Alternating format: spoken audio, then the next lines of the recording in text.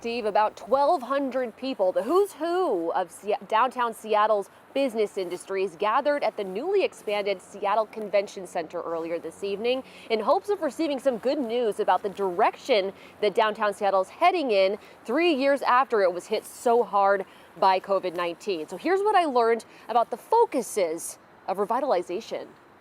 I have to make it safe. This, the resounding message behind the mayor's address. Thank you. As he worked to answer the million-dollar question, how do we revitalize downtown Seattle in the wake of COVID? With respect to downtown, we have to layer upon public safety. Public safety, a concern after a year marked by a 23% increase in shooting deaths in the city of Seattle, and the city's police force staffing reaching a 30-year low. Then in a city and in a country that has been obsessed with certain issues, radioactive politics, abolishing police departments, defunding police departments. We had to first reclaim the narrative, and we had to fix what were broken systems.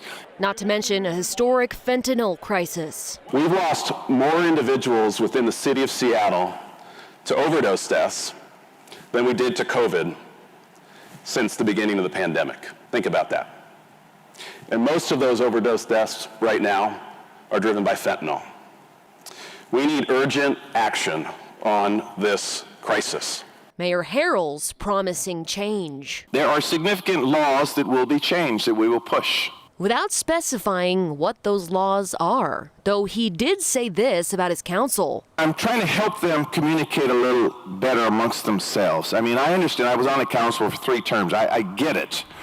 But I want to make sure that I have the sufficient buy-off from the council on some of the regulations and the laws that we think need to be changed. He also vowed to spend more money on downtown using private investments. He promised more granular details on his plans in 4 to 6 weeks. So I will take my hits on being vague for a few more weeks until I figure this out, because I have a talented, committed administration.